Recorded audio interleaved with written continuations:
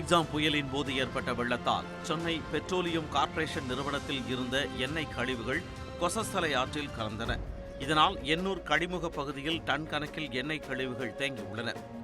கழிமுகத்தில் சேகரிக்கப்பட்ட நீர் மாதிரியில் பீனால் எனப்படும் கரிம கலவை, எண்ணெய், கிரீஸ் ஆகியவை அனுமதிக்கப்பட்ட அளவை விட அதிகமாக இருப்பது தெரியவந்துள்ளது. 1 லிட்டர் தண்ணீரில் 1 மில்லிகிராம் பீனால் இருக்கலாம் என அனுமதிக்கப்பட்டுள்ள நிலையில் தற்பொழுது 48.4 கிராம் பீனால் இருப்பதாக தெரிவிக்கப்பட்டுள்ளது. இதேபோல 1 லிட்டர் தண்ணீரில் 10 மில்லிகிராம் எண்ணெய் மற்றும் கிரீஸ் இருக்கலாம் என அனுமதிக்கப்பட்டுள்ள நிலையில் தற்பொழுது 828 மில்லிகிராம் இருப்பதாக ஆய்வு முடிவில் குறிப்பிடப்பட்டுள்ளது.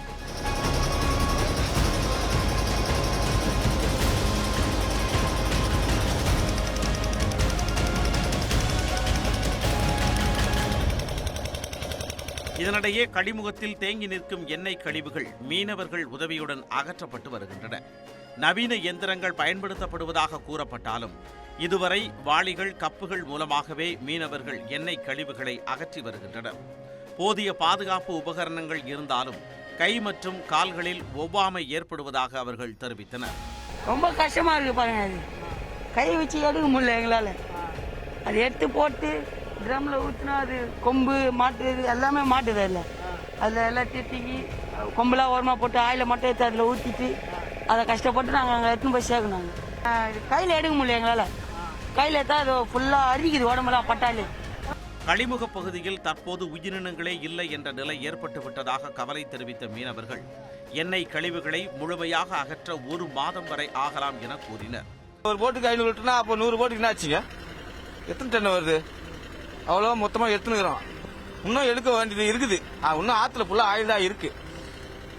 ஒரு நாள் ஆகும். இது குறைஞ்சது பார்த்தாலும் 1 மந்த் ஆகும். 1 மந்த் ஆனாலும் இன்னும் கிளீன் பண்ண முடியாது.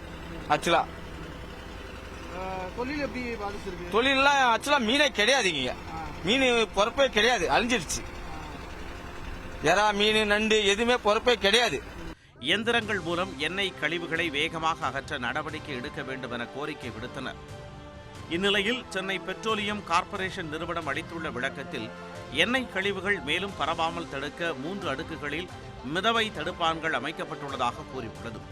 எண்ணெய் கழிவுகளை அகற்றும் பணியாளர்களுக்கு 600 கையுறைகள், 600 முகக்கவசம் உள்ளிட்டவை விநியோகிக்கப்பட்டுள்ளதாகவும் 3 தனியார் நிறுவனங்கள் மூலம் எண்ணெய் கழிவுகளை அகற்றும் பணிகள் தீவிரமாக நடைபெற்று வருவதாகவும் குறிப்பிட்டுள்ளது.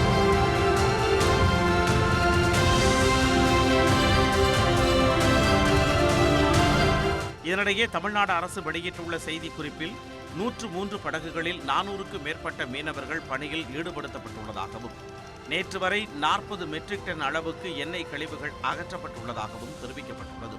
பாதிப்பு குறித்து ட்ரோன் உள்ளிட்டவற்றை பயன்படுத்தி சென்னை IIT நிபுணர் குழு ஆய்வு செய்ய இருப்பதாகவும் தமிழ்நாடு அரசு குறிப்பிட்டுள்ளது. நியூஸ் 18 தமிழ்நாடு தொலைக்காட்சி செய்திகளுக்காக ஒளிப்பதிவாளர் ஆனந்துடன் சுபாஷ் பிரபு.